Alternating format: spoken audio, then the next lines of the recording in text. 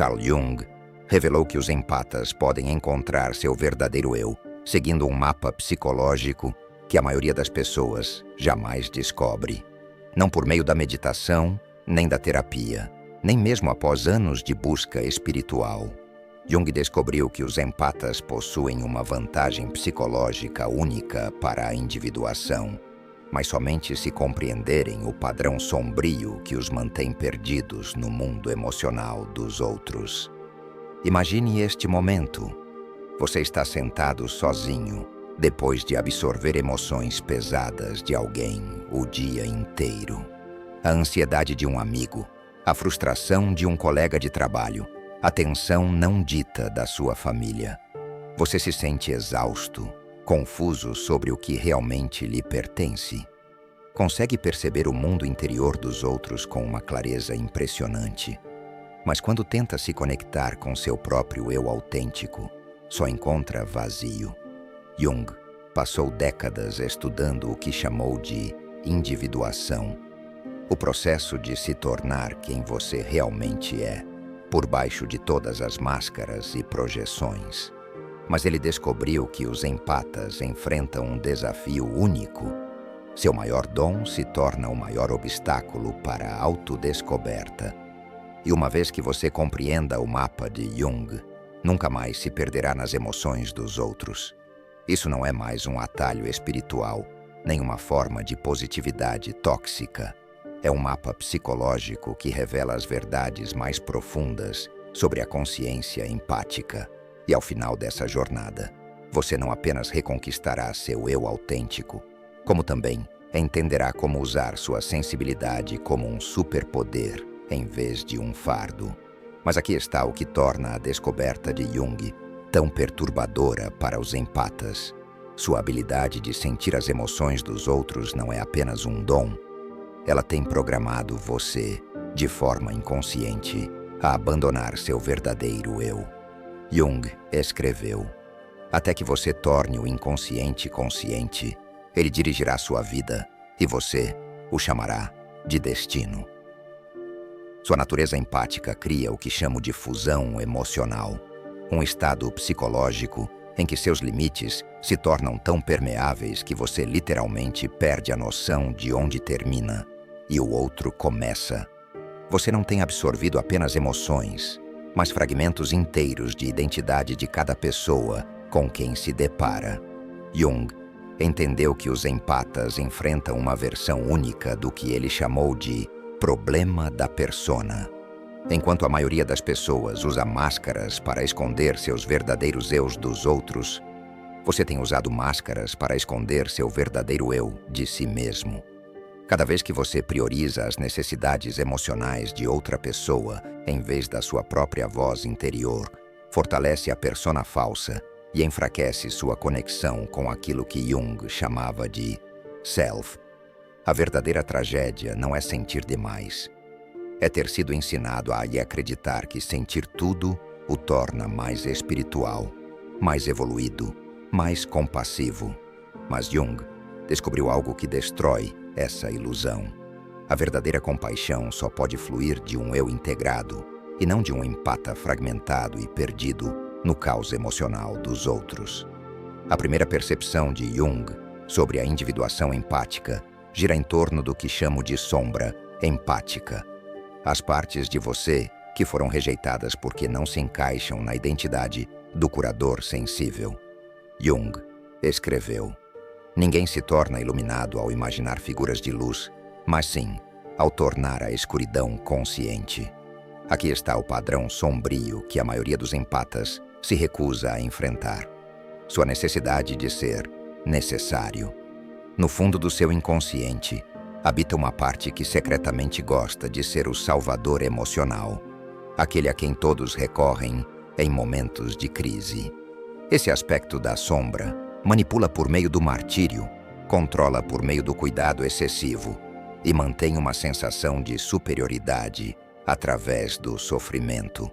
Você provavelmente nunca reconheceu isso, mas há uma parte de você que se sente especial por conseguir sentir o que os outros não conseguem.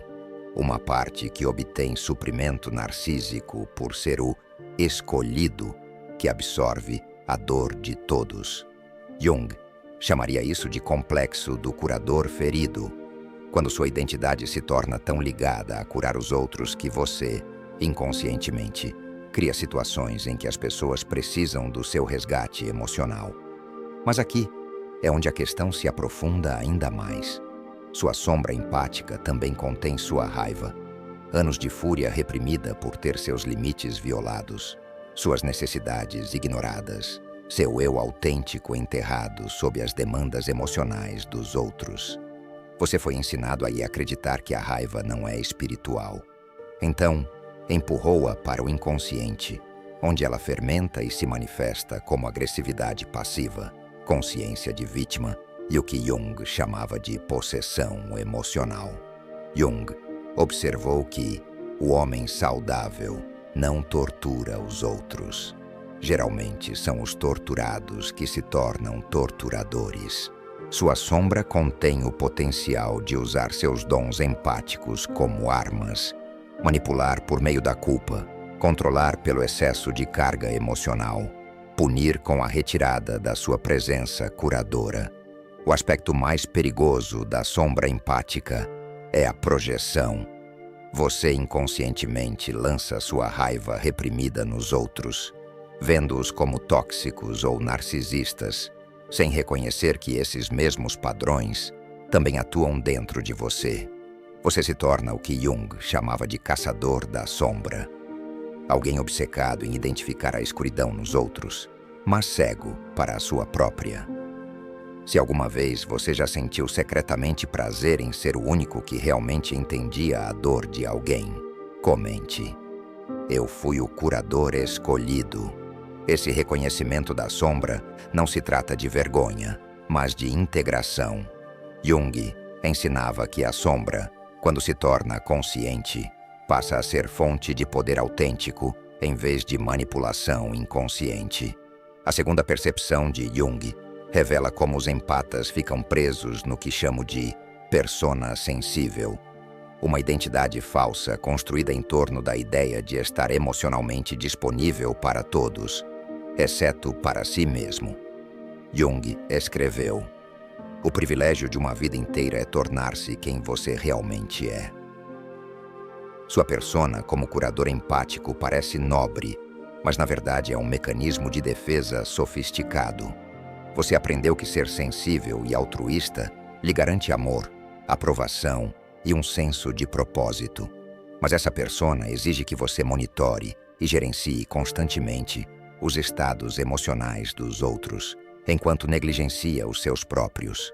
Jung descobriu que, quanto mais forte sua persona, mais seu eu autêntico se esconde no subterrâneo.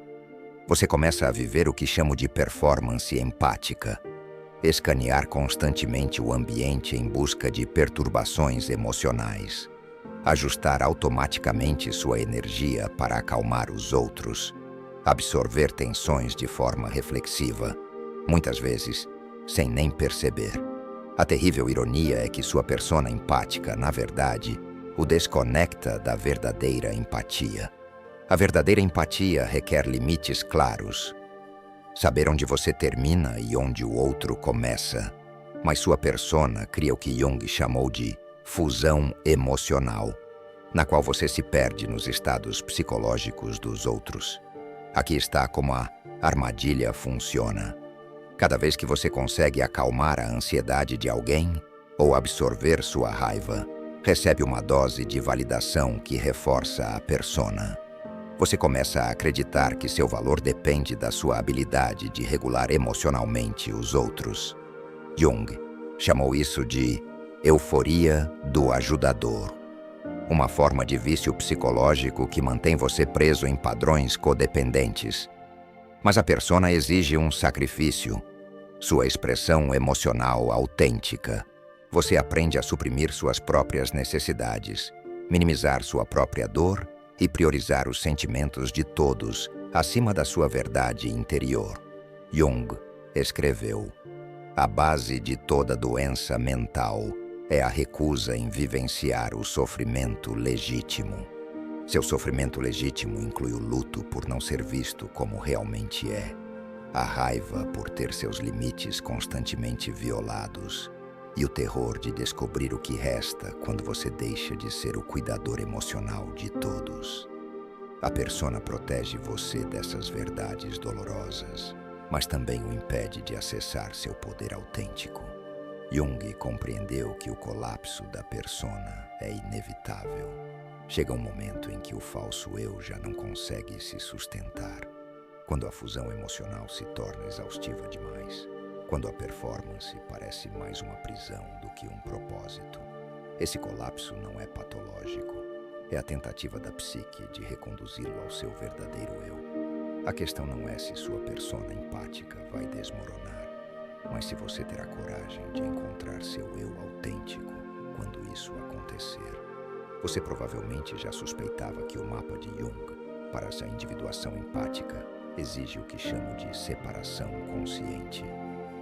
O processo psicológico de diferenciar seu eu autêntico da fusão emocional em que tem vivido. Jung escreveu: individualidade é o oposto de ser membro de um grupo, de uma instituição, de uma raça ou de uma nação. Sua experiência provavelmente já mostrou que individuação significa aprender a distinguir entre suas emoções e as emoções absorvidas, entre intuição genuína e hipervigilância ansiosa, entre compaixão autêntica e cuidado codependente. Esse processo apavora a maioria dos empatas, porque parece uma traição à sua identidade central. Você provavelmente já encontrou os 4 estágios da individuação empática de Jung em sua própria jornada. 1. Integração da sombra. Reconhecer conscientemente sua necessidade de ser necessário, sua raiva diante de violações de limites e seu complexo secreto de superioridade por ser mais sensível que os outros. Esse estágio parece uma morte, pois você está desmontando a identidade que lhe trouxe amor e propósito. Segunda dissolução da persona. Deliberadamente abrir mão do papel de cuidador emocional de todos.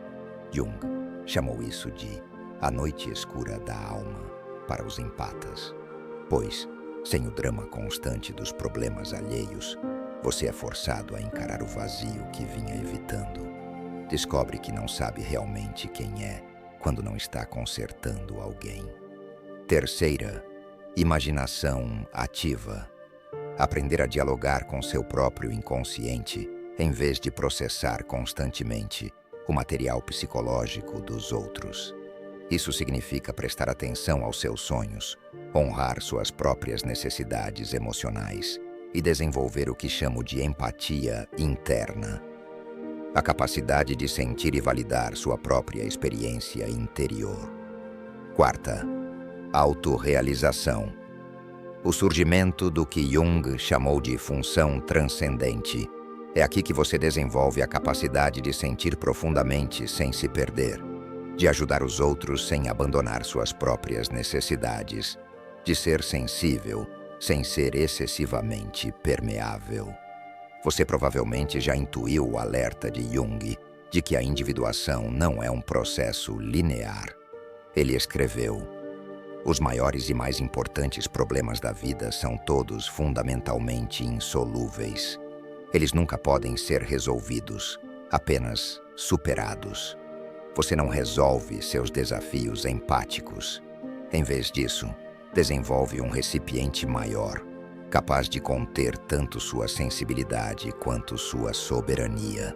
Comente se você já começou a estabelecer limites e alguém o chamou de egoísta.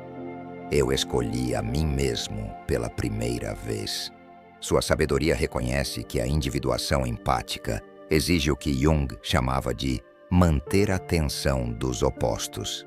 É preciso aprender a ser, ao mesmo tempo, aberto e delimitado, compassivo e autoprotetor, sensível e forte. Isso não significa se tornar menos empático, mas sim se tornar um empata consciente, em vez de uma esponja emocional inconsciente. A percepção mais profunda de Jung sobre os empatas envolve sua conexão com o que ele chamou de inconsciente coletivo. a herança psicológica compartilhada da humanidade. Jung escreveu: o sonho é a pequena porta escondida para o mais íntimo e secreto santuário da alma. Sua sensibilidade empática não capta apenas emoções individuais. Você está inconscientemente acessando padrões arquetípicos que Jung identificou como experiências humanas universais. O que chamo de empatia arquetípica explica por que às vezes você se sente sobrecarregado em multidões, por que certas pessoas despertam reações inexplicáveis e por que consegue perceber coisas sobre os outros que eles nunca revelaram.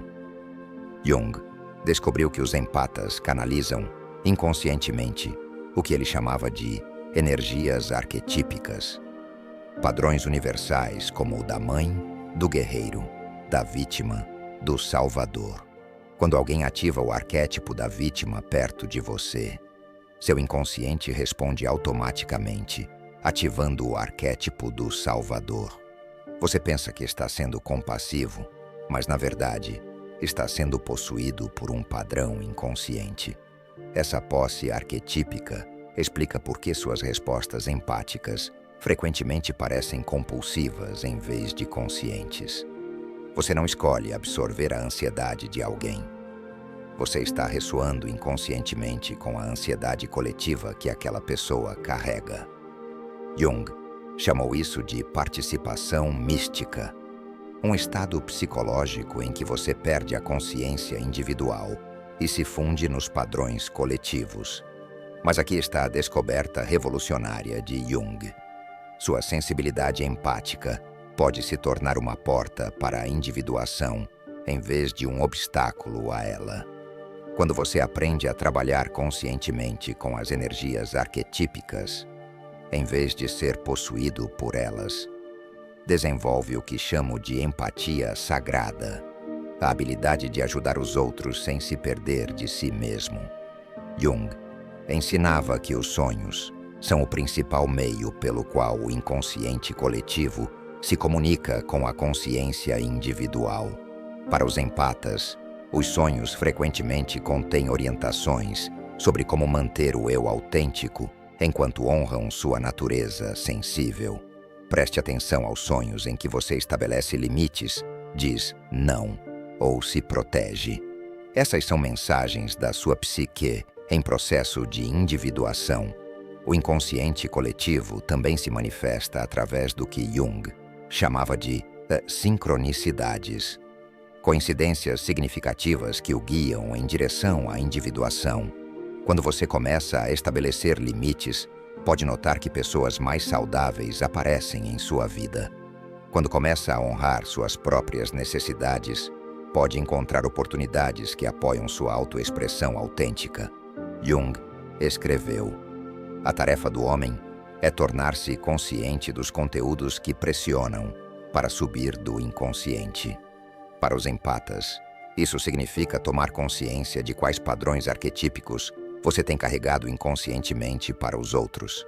Você está sendo possuído pelo arquétipo da mãe, nutrindo compulsivamente todos ao seu redor. Está canalizando o curador ferido, permanecendo preso à própria dor para ajudar os outros a processarem a deles. Se você já percebeu que certas pessoas sempre despertam a mesma reação em você, comente: agora eu vejo o padrão. O objetivo não é parar de sentir as energias arquetípicas, mas desenvolver escolha consciente sobre quando e como se envolver com elas. Jung chamou isso de imaginação ativa, a capacidade de dialogar com forças arquetípicas em vez de ser dominado por elas. O teste final de Jung para a individuação empática envolve o que chamo de desafio da integração, sua capacidade de manter um eu autêntico enquanto permanece genuinamente empático. Jung escreveu: a aceitação de si mesmo é a essência de todo problema moral e o ápice de toda visão de vida. Essa integração não significa se tornar menos sensível. Trata-se de desenvolver o que Jung chamava de empatia consciente, em oposição à absorção emocional inconsciente. Empatia consciente significa escolher quando abrir seus limites emocionais e quando mantê-los.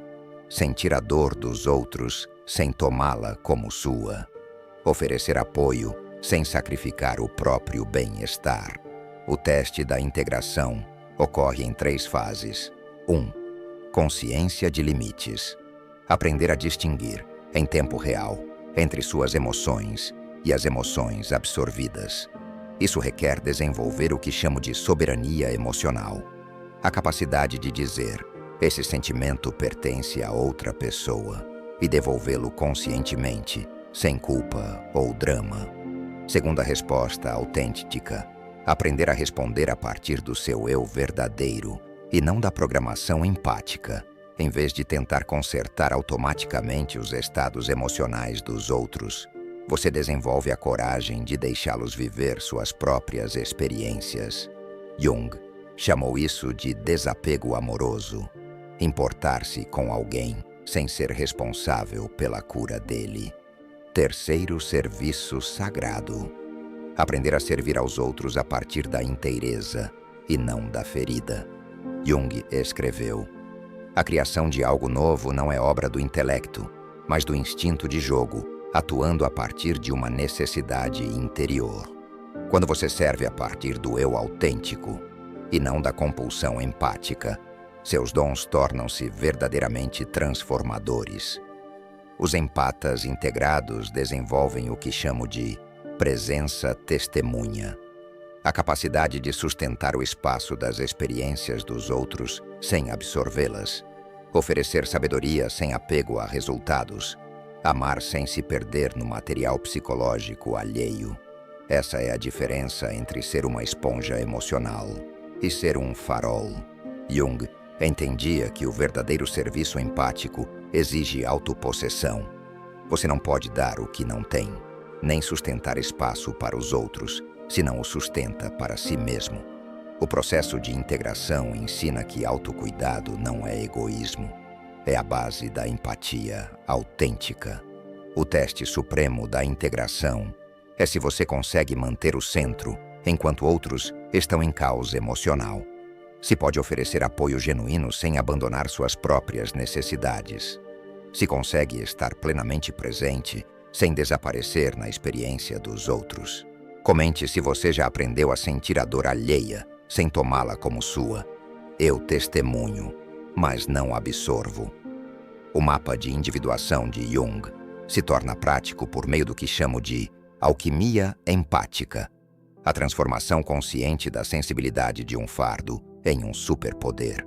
Jung escreveu: nós não curamos nada de verdade, apenas deixamos ir. As práticas incluem 1. Classificação emocional. Identificar quais emoções são realmente suas e quais você absorveu. A cada manhã pergunte: o que estou sentindo que realmente me pertence?